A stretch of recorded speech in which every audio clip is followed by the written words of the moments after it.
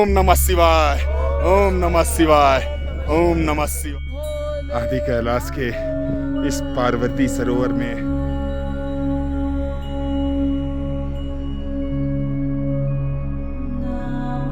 पार्वती जी के मुकुट को दिखाने जा रहा हूं।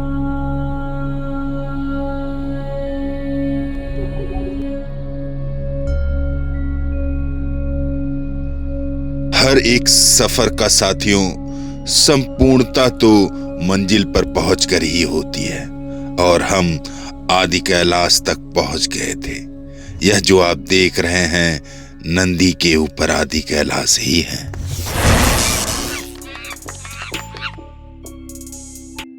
तो साथियों, कुटी गांव से हमारा सफर आगे बढ़ता है और यह सफर अब 13 किलोमीटर की दूरी को तय करने के लिए उतावला होता है, क्योंकि मात्र 13 किलोमीटर की दूरी बचती है कुटी गांव से जोलिंग कोट के लिए। और जोलिंग कोट वह जगह है जहां पर आदि कैलाश विराजित है। फिलहाल रास्ते में हमें मिलते हैं ब्रह्मदेव। तो साथियों, अभी जो आप इस पर्वत का दर्शन कर रहे हैं यही है ब्रह्मा पर्वत। ब्रह्मा पर्वत जिस तरह ब्रह्मदेव का स्वरूप है, बड़ी बड़ी दाढ़ियां, आप पूरा वह स्वरूप इस पहाड़ पर देख सकते हैं। फिलहाल हमने ब्रह्मदेव का आशीर्वाद लिया और आगे बढ़ चले आदि कैलाश की तरफ, जहां पर महादेव के दर्शन के लिए हम उतावले हो चले थे और लगभग दूरी भी कुछ ज्यादा नहीं बची थी। जहां तक हमें याद है यहाँ से लगभग 3 या 4 किलोमीटर की दूरी है तो आदि कैलाश की। हम पहुंच चुके हैं। अब यहाँ पर हमारा वाहन विश्राम करेगा और हमारे 2 पांव चलेंगे लगभग 1.5 से 2 किलोमीटर आदि कैलाश के दर्शन के लिए।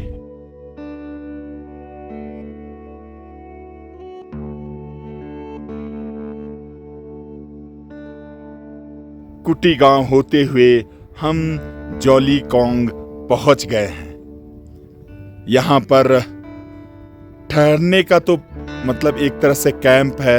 ये सामने जो देख रहे हैं KMVN का मतलब उन्होंने जो व्यवस्था करके रखी है वो आप देख सकते हैं।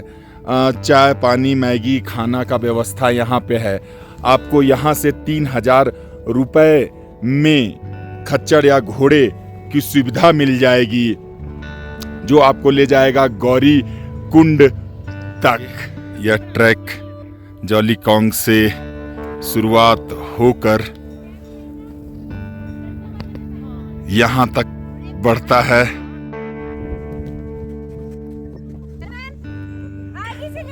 तो हम आगे तो बढ़े साथियों, लगभग 100 कदम भी नहीं हुए होंगे कि हमारी सांसें उखड़ने लगी, फूलने लगी।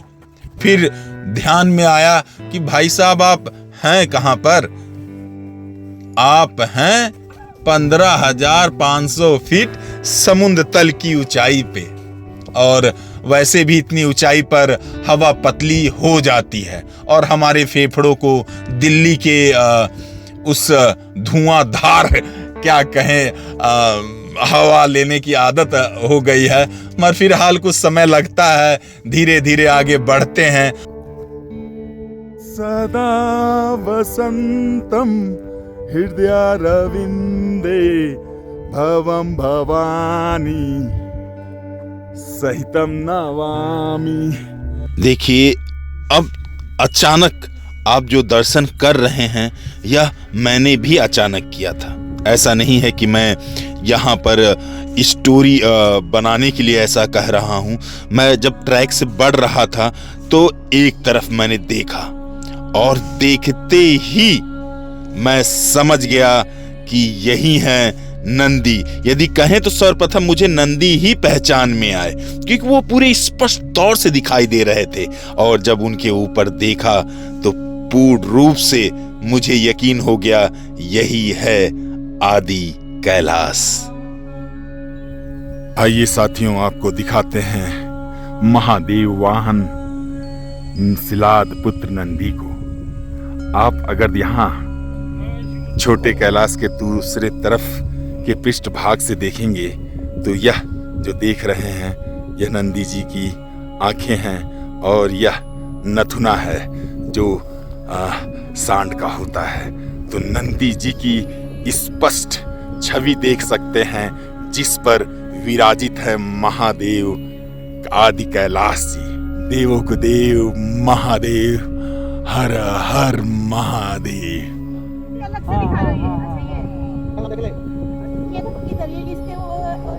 ये देखिए आदि कैलाश, हाँ जी, ये प्रतीक है महादेव के। हाँ जी, महादेव के सवारी होते नंदी। हाँ जी। बैल का आप यदि माथा भी देखेंगे तो इसी तरह होता है। अच्छा ये नथुना दिखाया आपने, ये नथुना है, ये दोनों ये आंखें आँख, हाँ। दीप बन रहा है। अब साथियों आगे बढ़ रहे हैं और श्रद्धालु भक्तगण मिल गए थे जिन्हें मैं यह नंदी और महादेव की आकृति को दिखा रहा था। वह देख के भी काफी भाव विभोर हो उठे और स्पष्ट तौर से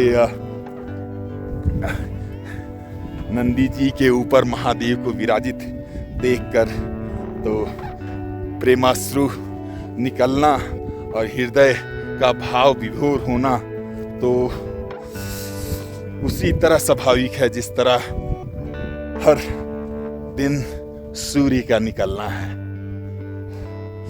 हर हर महादेव, जय श्री शंभु।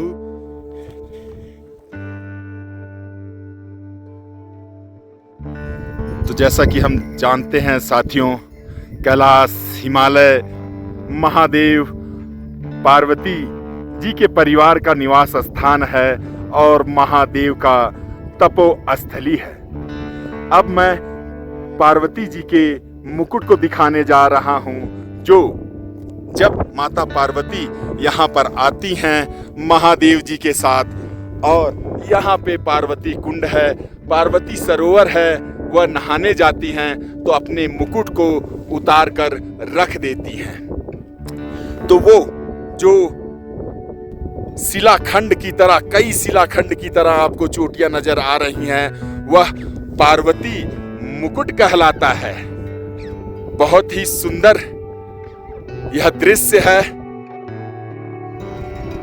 नमः शिवाय, ओम नमः शिवाय। तो वहां पे जहां पे घोड़ा खड़ा है उसके नीचे जॉलीकॉन्ग है, तो आप जॉलीकॉन्ग से वहां तक चढ़ते हैं, फिर नीचे उतरते हैं। ये पर्वत को ढकता हुआ ये पठार, फिर आप इस रास्ते से आगे बढ़ते हैं। तो आप अगर मतलब ऐसे सुहाने मौसम में आते हैं तो इन वादियों में फूल खिले होते हैं, अलग अलग किस्म के जो स्वतः ही यहाँ पर खिलते हैं। तो इस बोर्ड पर यह चेतावनी दी गई है कि फूलों को ना सूंघें क्योंकि वह किस प्रकार के पुष्प हैं पता नहीं, तो उससे हो सकता है कि आप रोगग्रस्त हो जाएं, आपको बीमार पकड़ ले। हर हर महादेव, हर हर महादेव, हर हर महादेव।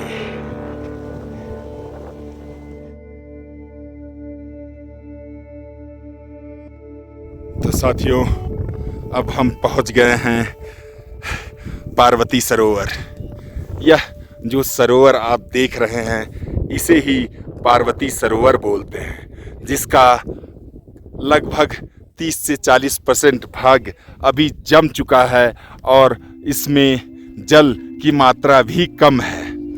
इसके साथ इसी के जस्ट बगल में ऊपर में शिव वालय है, शिव जी का मंदिर है और उसी के सामने से एक अलग दृष्टिकोण से, एक अलग कोण से आप आदि कैलाश महादेव का फिर से दर्शन कर सकते हैं। नाथ, जय श्री शंभु, जय भोलेनाथ। हम लगभग 15-साढ़े 15,000 फीट समुद्र तल से ऊंचाई पर आए हुए हैं और महादेव तो लगभग 6,000 मीटर पर स्थित हैं। तो साथियों आदि कैलाश के पार्वती सरोवर के समक्ष ही हमें कुछ भक्तगण और श्रद्धालु नजर आए और इनमें से 3-4 लोगों को तो मैं धारचूला से ही जान रहा हूँ। नमः शिवाय, ओम नमः शिवाय, ओम नमः शिवाय। हर महादेव।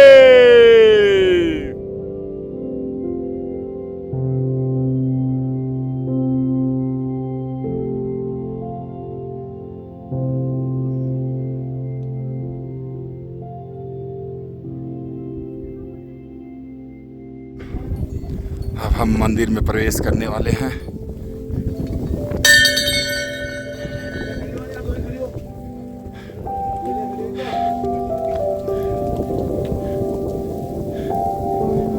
हर हर महादेव, हर हर महादेव, जय श्री शंभू। ओम त्र्यंबकं यजामहे सुगंधिं पुष्टिवर्धनम् उर्वारुकमिव बंधना मृत्युर्मुक्षीयमामृता। जय श्री शंभू, जय भोलेनाथ। Thank you sir.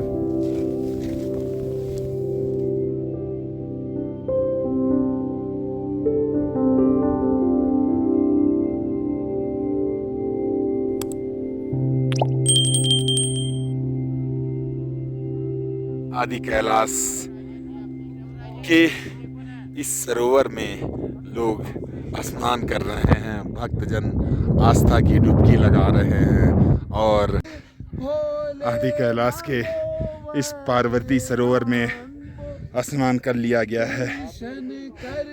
हर हर महादेव, हर हर महादेव, हर हर महादेव, हर हर महादेव। आप देखेंगे तो पांडवों का भी स्वर्ग यात्रा उधर से ही प्रारंभ होता है। हरिद्वार से इंटर मारते हुए, चारों धाम होते हुए, ये इन पहाड़ों, इन आदि कैलाश से होते हुए, किन्नौर कैलाश होते हुए, जहाँ पे चौथा रावण ने बनाया था। यानी एक मार्ग तो स्वर्ग का इधर से जाता है। श्री कृष्ण तो वैसे परम ब्रह्म है, उन्हें तो पता ही था, और रावण के जो प्रयास थे उसके थ्रू से भी उन्हें पता चला होगा कि स्वर्ग की सीढ़ियां इधर से ही जाती हैं। तो उनकी यात्रा भी इन्हीं हिमालय से होती हुई आगे गई स्वर्ग तक।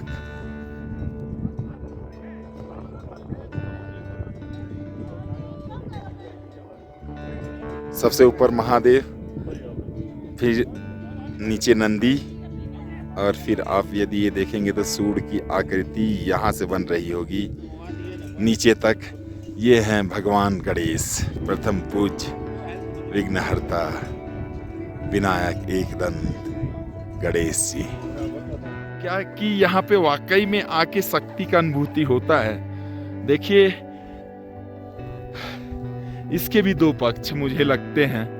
एक, जब आप विश्वास, श्रद्धा और या कहें ऐसा कोई भी भाव जो संपूर्ण शरीर के रोम रोम में व्याप्त होकर कहीं जाते हैं और उस श्रद्धा से यात्रा करते हैं, तो वह खुद ही मतलब शरीर में एक असीम ऊर्जा भर देता है। दूसरा, मैं यह मानता हूँ कि आप ऐसे स्थानों पर आते हैं तो अपने जीवन में कहीं न कहीं उसके आपाधापी से कहीं न कहीं थोड़ा सा आदमी रिस्क जाता ही है, कुछ नयापन चाहिए रहता है। और जब पहाड़ों पर आता है, ऐसे स्थानों पर जाता है जहाँ वह परम ब्रह्म, परम ईश्वर के सामने नतमस्तक होकर समर्पित करता है, तो यह प्रकृति और उसका नतमस्तक होना, सरेंडर करना एक अजब ही शक्ति उस भक्त को, उस श्रद्धालु को देता है। सोचिए, ऐसे वातावरण में आके कौन नहीं शक्तिशाली और वह ऊर्जा महसूस करेगा।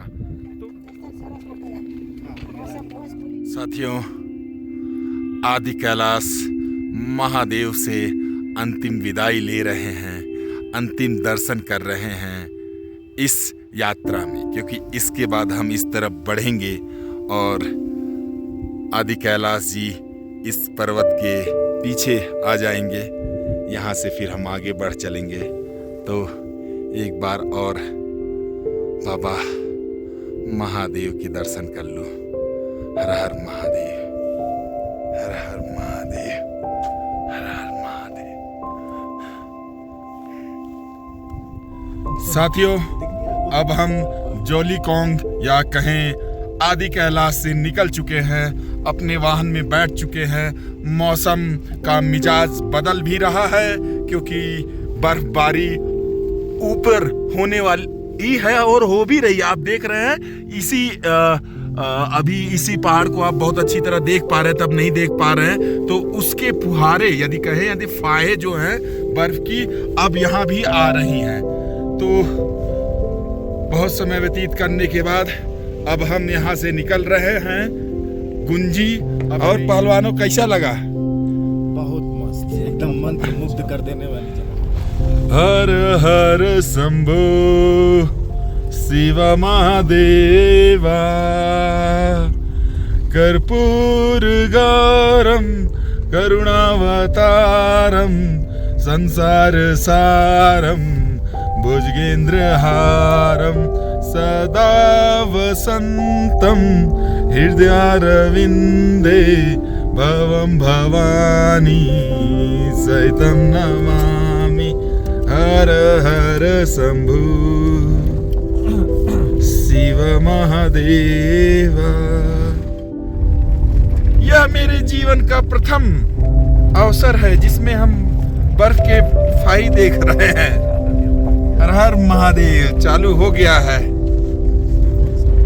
और 1 घंटा घूमे होते शायद बर्फ में घूम रहे होते। ये देखिए सचिन और सुमित को बर्फीले बर्फ के फाये के बीच में आनंद लेते हुए, मगर समय समाप्ति की घोषणा हो चली है। बर्फ अंदर घुसती हुई। हाँ, इसीलिए हम यहाँ से निकल रहे हैं।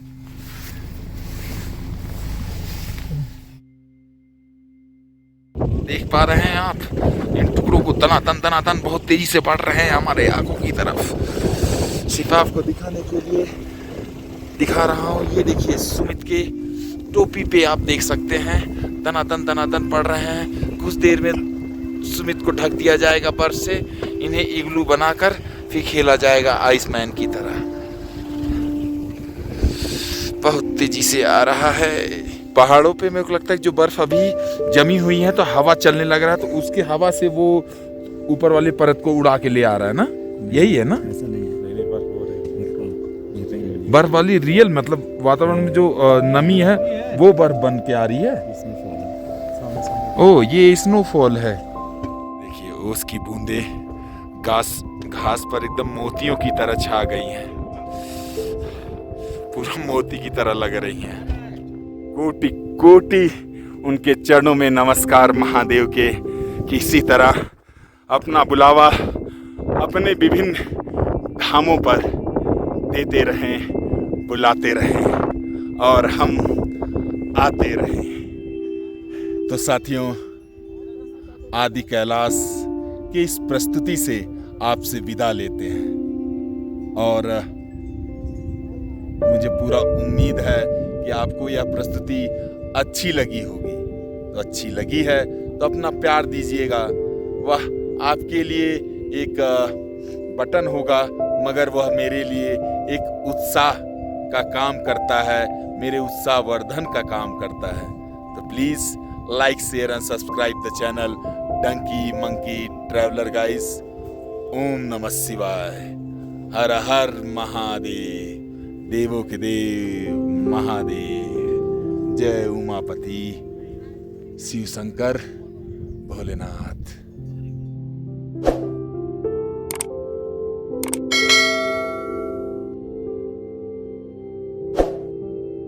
आपको पूरी पौराणिक कथा बताता हूं।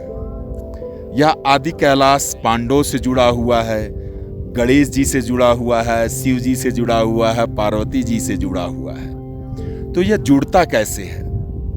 देखिए, कैलाश और हिमालय तो हम जानते हैं कि महादेव का निवास स्थान है, उनकी तपोस्थली है, उनका तपोभूमि है। तो यह जो आदि कैलाश दिखाई दे रहे हैं नंदी पे सवार, तो स्वाभाविक है कि यहाँ पर महादेव तो हैं ही हैं। साथ में जो पार्वती मुकुट मैंने दिखाया, जो सामने आपको नजर आ रहा है, यहाँ पे माँ पार्वती जब स्नान करने के लिए इस पार्वती सरोवर में आती हैं तो वो अपना मुकुट वहां उतार कर आती हैं। और उसके साथ यहाँ की पर्वत श्रृंखलाओं की कथा जुड़ती है पांडवों से। जो आप 5 एक तरह से शिखर देख रहे हैं, पांडव यहाँ से गुजरते हैं और पंचाचूली के 5 ऊंचे ऊंचे पर्वतों को पार करते हैं। तो उन पर्वतों का नाम पांडव के नाम पर पंचाचूली रखा जाता है। अब बात आती है कि जब पांडव महादेव के आशीर्वाद के लिए उन्हें इधर उधर ढूंढते हैं, क्योंकि श्री कृष्ण जी ने कहा था कि पांडव मतलब आप बिना शिव के आशीर्वाद के मतलब स्वर्ग नहीं जा सकते। तो उन्होंने लगभग काशी से लेकर हर जगह शिव जी को ढूंढा और शिव जी उनसे बचते बचाते हमेशा रहे। क्योंकि जो पूरा महाभारत के युद्ध में हुआ था, वह शिव जी भी उससे मतलब एक रुष्ट तो नहीं कह सकते, मगर हाँ एक तरह से थोड़ा सा गुस्सा थे। उस गुस्सा का समाधान तो उस समय श्री कृष्ण जी थे। मगर फिलहाल तो इसी तरह हिमालयों में ढूंढते हैं। तो हमें पता है कि केदारनाथ की वो स्टोरी जहाँ पर वह भैंसे का रूप धरते हैं, 5 भागों में विभक्त होते हैं, 5 केदार का निर्माण होता है, सर पशुपतिनाथ में जाकर एकत्रित होता है। तो वहाँ पे पशुपतिनाथ के रूप में होते हैं। फिर वो तपस्या करते हैं कैलाश में। अंततः महादेव प्रसन्न होते हैं और अपना आशीर्वाद देते हुए पांडवों को कहते हैं कि देखो, स्वर्ग जाने के लिए आपको अपने सारे अस्त्र शास्त्र, अपने बल का घमंड, हर एक मानवीय वृत्तियां, लोग, काम, मोह, माया, मोह, ईर्ष्या, द्वेष, यह सब जो छोड़ पाएगा वही ही स्वर्ग तक पहुंच पाएगा। तो आपने देखा होगा कि बद्रीनाथ के माणा विलेज से यह स्वर्ग की सीढ़ी की चढ़ाई का प्रारंभ करते हैं और वहां से धीरे धीरे बढ़ते बढ़ते हमें पता है इन्हीं हिमालय के कंदराओं से होते हुए आगे बढ़ते हुए स्वर्ग की तरफ पांडव चलते हैं। जहां तक मुझे याद है, सबसे पहले द्रौपदी की मृत्यु होती है, क्योंकि वह अपना मोह अर्जुन के प्रति, क्योंकि वो 5 पांडवों में कहीं न कहीं अर्जुन से सबसे ज्यादा मोह करती थी, तो उस मोह की वजह से वह आगे नहीं जाती हैं और इन्हीं हिमालय की श्रेणियों से गिरकर उनकी मृत्यु हो जाती है। फिर उसके बाद मुझे याद है नकुल और सहदेव, अपने सुंदरता पर उन्हें बहुत घमंड था, तो यह घमंड वह छोड़ नहीं पाते हैं और इस घमंड की वजह से उनकी मृत्यु हो जाती है। फिर इसी तरह आगे बढ़ते हैं तो अर्जुन को अपने धनुधर होने का बहुत ही घमंड था और उस घमंड को वो लिए रहते हैं, तो उस घमंड की वजह से अर्जुन आगे स्वर्ग की तरफ नहीं बढ़ पाते हैं और उनकी मृत्यु हो जाती है। फिर भीम को अपने भुजाओं के बल पर बहुत घमंड था, तो एक पर्वत आता है सामने स्वर्ग के रास्ते में, तो वह सोचते हैं अपनी भुजाओं से उसे तोड़कर हटा दे, तो वह भी अपने घमंड को नहीं छोड़ पाते और उनकी मृत्यु रास्ते में हो जाती है। फिर आगे युधिष्ठिर बढ़ते रहते हैं और उनके साथ एक कुत्ता चलता रहता है, श्वान चलता रहता है। जब यह स्वर्ग के एकदम निकट उसके प्रवेश द्वार पर होते हैं तो यमराज आते हैं और पूछते हैं कि देखो, एक ही प्रवेश कर सकता है, आखिर यह श्वान कर सकता है या तुम कर सकते हो?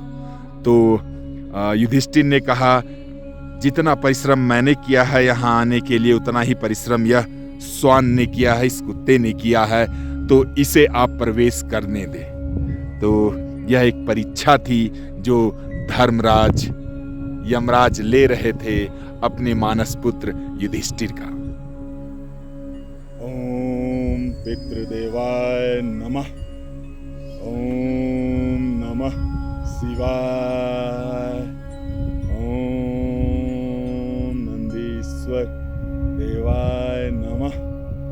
तो साथियों, जो पीछे आप देख रहे हैं, यह आदि कैलाश महादेव का वह धाम है जहां पर आप साक्षात नंदी पर महादेव को विराजित देख रहे हैं।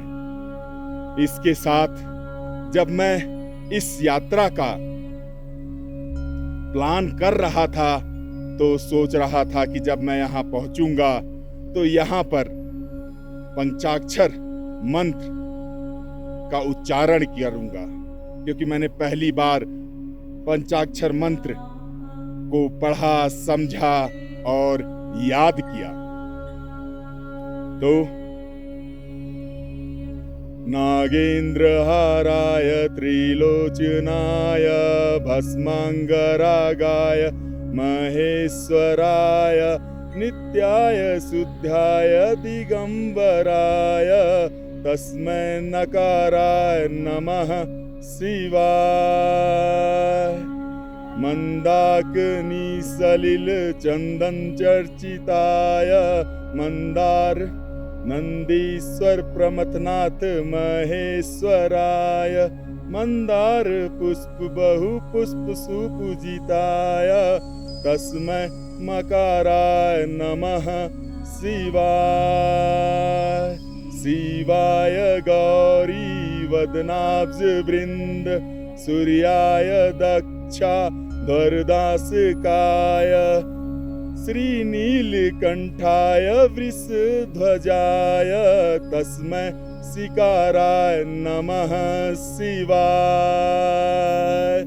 वसिष्ठ कुंभोदो गौतम आर्य मुनीन्द्र देवार्चित शेखराय चंद्रार्क वैश्वानर लोचनाय तस्मै वकाराय नमः शिवाय। यक्ष स्वरूपाय जटाधराय पिनाक हस्ताय सनातनाय दिव्याय देवाय दिगंबराय तस्मै अकाराय नमः शिवाय।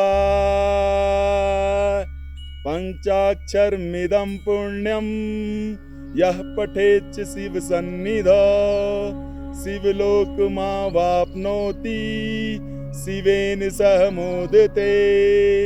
पंचाक्षरमिदं पुण्यं यः पठेच्च शिव सन्निधौ शिवलोकमावाप्नोति शिवेन सह मोदते। हर हर महादेव। जब श्री कृष्ण कहते हैं कि मंत्रों में मैं गायत्री मंत्र हूं, तो चलिए ओम भूर्भुवः स्वः तत्सवितुर्वरेण्यं भर्गो देवस्य धीमहि धियो यो नः प्रचोदयात्। ओम भूर्भुवः स्वः तत्सवितुर्वरेण्यं भर्गो देवस्य धीमहि धियो यो नः प्रचोदयात्। तो साथियों, यह पार्वती सरोवर पार्वती कुंड के ऊपर महादेव को आप देख पा रहे हैं। वहीं पर हम सोचे थोड़ा सा ध्यान कर लिया जाए, महामृत्युंजय मंत्र का स्मरण कर लिया जाए। ओम त्र्यंबकं यजामहे सुगंधिं पुष्टिवर्धनम् उर्वारुकमिव बन्धनान् मृत्युर्मुक्षीयमामृतात्। ओम त्र्यंबकं यजामहे सुगंधिं पुष्टिवर्धनम् उर्वारुकमिव बन्धनान् मृत्युर्मुक्षीयमामृतात्। ॐ